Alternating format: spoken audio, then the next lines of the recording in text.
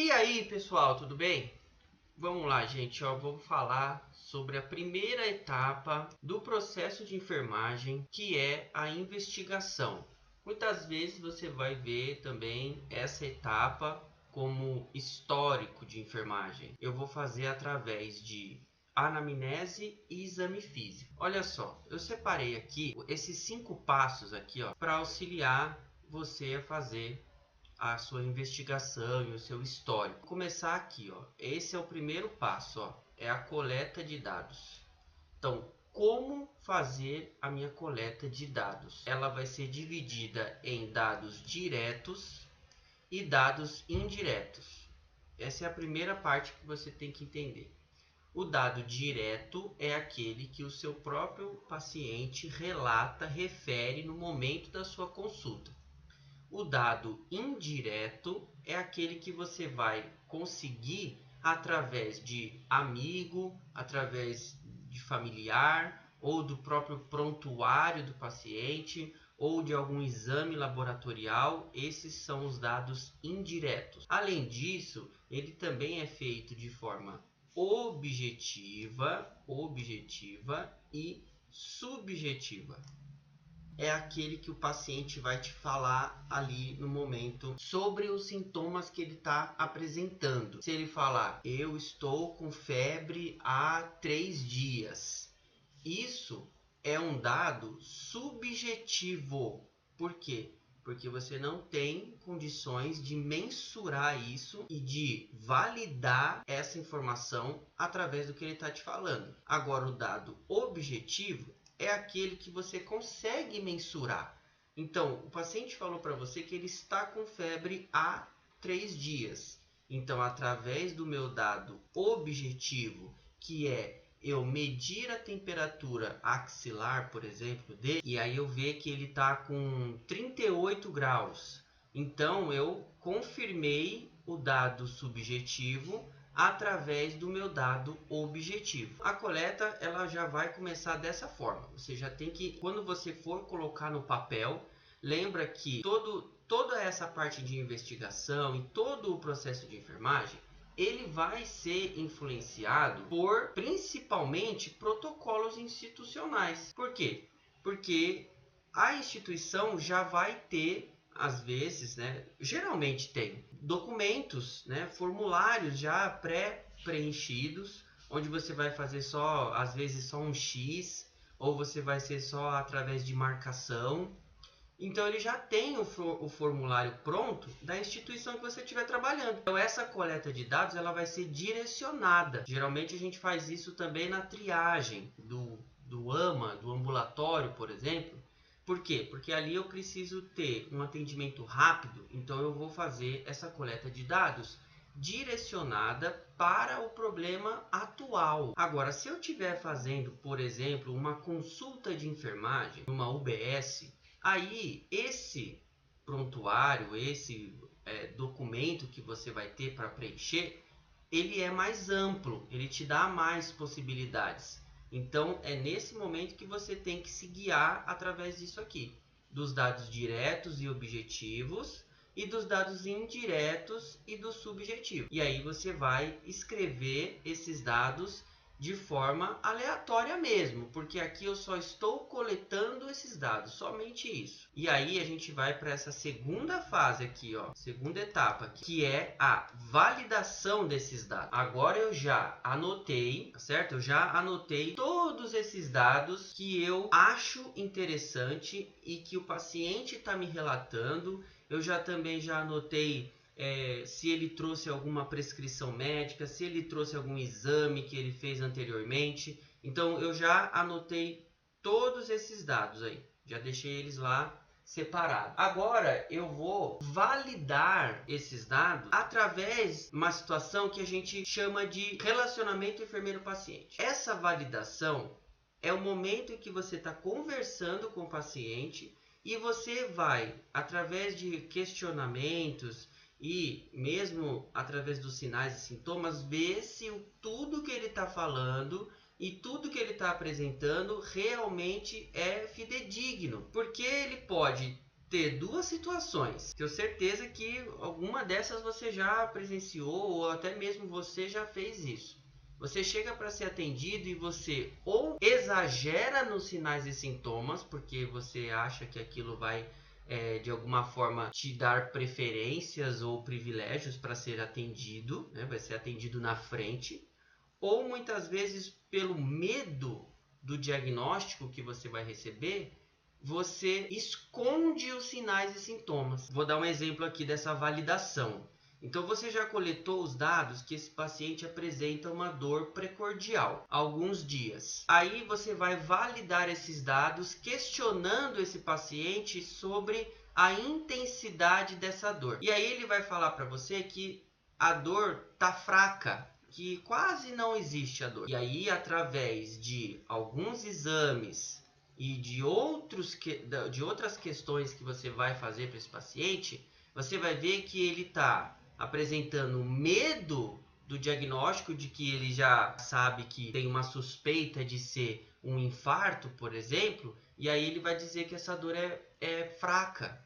E na verdade ele está com uma dor forte, só que ele tem medo de, se ele falar que essa dor está forte, que você já encaminhar ele para uma emergência ou uma urgência.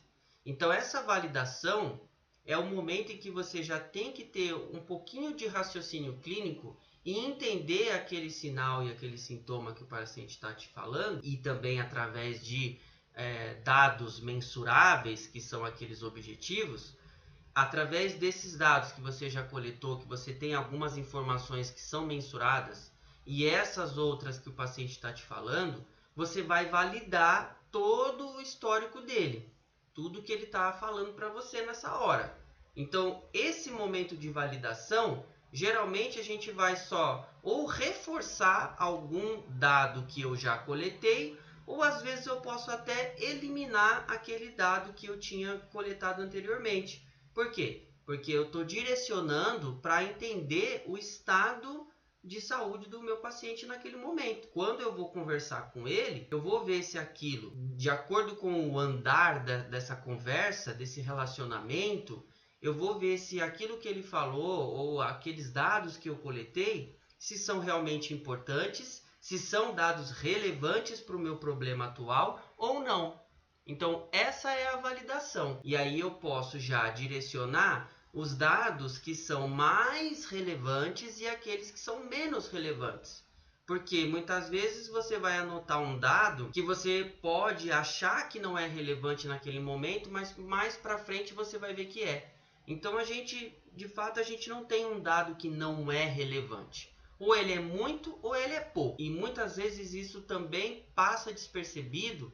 Às vezes uma informação que você não tem um conhecimento tão grande de uma fisiologia, de uma fisiopatologia, e aí você deixa essa informação de lado porque você entende que não é relevante, e aí no final de toda a sua investigação você vai ver que era importante aquilo. Aí a gente vai aqui para a parte do agrupamento desses dados. O que eu vou fazer nessa hora desse agrupamento aqui? É a hora que eu vou agrupar todos esses dados para eu começar a traçar padrões e para chegar em algum diagnóstico de enfermagem. Ela vai ser influenciada pelo que nesse momento aqui do agrupamento? Por isso que naquele vídeo anterior eu disse que você precisava ter conhecimento técnico-científico, teórico-prático, ler muito, estudar sempre, porque esse momento do agrupamento ele é influenciado pela sua observação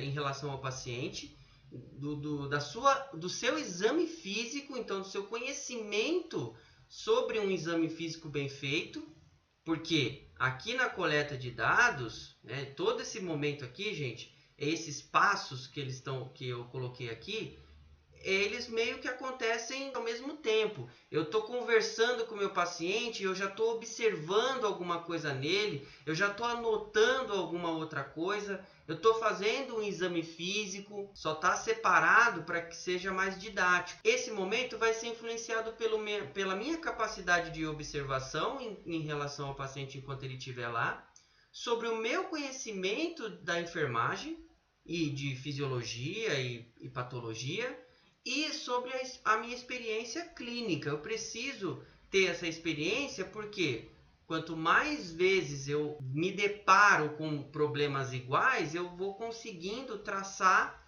padrões específicos daquilo que geralmente todo paciente apresenta. Não é sempre, né? Porque a gente sabe que organismos são diferentes, mas geralmente as patologias têm alguns padrões. Mas através desse conhecimento teórico, através de estudos de caso, resolução de questões, você começa a entender mais ou menos aqui esse momento e consegue já fazer ligações entre todo o seu exame físico, a coleta dos dados que foi feita e toda essa validação. E consegue perceber também muitas vezes se o paciente está mentindo ou não, porque os sinais vitais daquele paciente não mente. Os sinais vitais não vai mentir para você. O paciente pode te enganar aí de diversas formas no que ele está falando. Só que a hora que você faz o exame físico, um exame físico bem feito, e coleta os dados através de mensuração de sinais vitais, esses sinais vitais e o seu exame físico não vai mentir. E agora vamos aqui para identificação de padrões, que é o nosso quarto passo para você fazer uma investigação de qualidade. O que vai ser agora esse padrão? Esse padrão vai ser, muitas vezes a gente pode até utilizar o NANDA como um auxílio nessa hora. Por quê? Porque eu vou ir atrás desses padrões, e esses padrões eles são descritos no NANDA, por exemplo, como fatores relacionados e as características definidoras. Por quê? Porque toda patologia, igual eu falei, ela tem, geralmente, na maioria dos casos, um padrão de sinais e sintomas, um padrão de fator relacionado. Falei lá no vídeo anterior também que fator relacionado é a causa, é a origem, é a etiologia dessa patologia. Eu vou identificar esses padrões já utilizando o NANDA. Claro que, de novo, através da sua prática e da sua experiência clínica, muitos desses padrões você já vai ter ali decor na mente, porque acontece muito. São casos extremamente comuns de você presenciar na sua prática clínica, independente de onde você estiver trabalhando. Coisas que vão sempre chegar para você apresenta padrões. O paciente está sempre com falta de ar. No período do ano, quando fica muito frio, você tem uma alta incidência de pacientes com problemas respiratórios. Então você vai se deparar com muitos padrões parecidos de problemas respiratórios. E aí, através, de novo, daqueles fatores relacionados, que são as causas do seu problema, e das suas evidências, que é as suas características definidoras, as suas evidências, que é os sinais e sintomas, que lá no NANDA está descrito como característica definidora. Aí, ali eu vou ter os meus padrões, eu vou identificar esses padrões. Antes, eu tinha um pré-diagnóstico do meu paciente. Nesse momento aqui de identificação do padrão, eu já vou praticamente identificar o diagnóstico de enfermagem para ele, porque eu já identifiquei a causa e os meus sinais e sintomas, ou seja, as minhas evidências que eu também procurei no NANDA, está condizente com o que o meu paciente está apresentando. Aqui eu começo a ter já o meu diagnóstico de enfermagem já quase pronto. Eu digo quase porque a gente está na primeira etapa ainda. Então, o meu diagnóstico vai ser na segunda etapa, que é o nosso próximo vídeo. Mas aqui eu já consigo ter uma noção e uma ideia do que está acontecendo com esse paciente. E aí, por último, pessoal, a gente vai para o registro desses dados. Por último aqui, a gente vai registrar esses dados.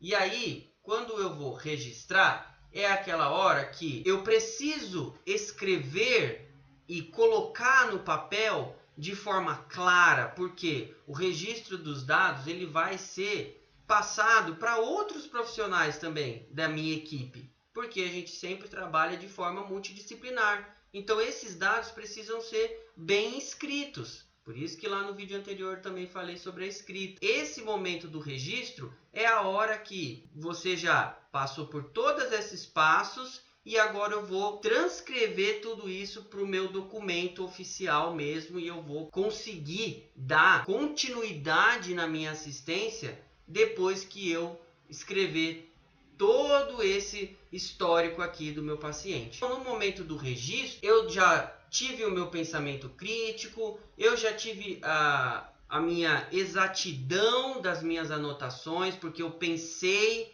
eu refleti sobre tudo que o meu paciente falou, sobre tudo que eu coletei. Às vezes vai ter informação que você vai precisar confrontar de novo com algum exame que o paciente fez, mas nesse momento do registro é a hora que eu vou realmente escrever. E eu preciso de quê aqui nessa hora? Eu preciso de conhecimento aprofundado. Por quê? Porque é aquilo que eu comentei no vídeo anterior também. Às vezes eu consigo raciocinar, consigo ter tudo isso na minha mente, mas não consigo colocar no papel para desenvolver um registro de dados de forma clara e que outros profissionais também possam ler aquilo e entender o que está acontecendo com o meu paciente sem precisar ver o paciente. Esse é o grande ponto aqui na hora do registro dos dados.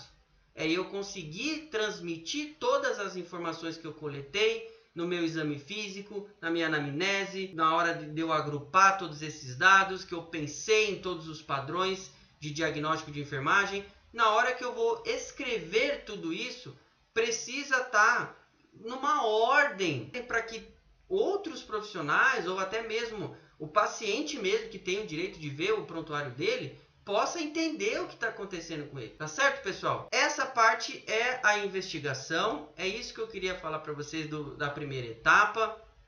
Investigação e o histórico de enfermagem de qualidade. Se vocês tiverem alguma dúvida, sugestão, crítica, pode deixar nos comentários. Se você gostou desse vídeo, ficou até o final, deixa um joinha que ajuda bastante o canal e pode também me seguir nas redes sociais, tá bom? Então é isso, até o próximo vídeo, bons estudos e até mais!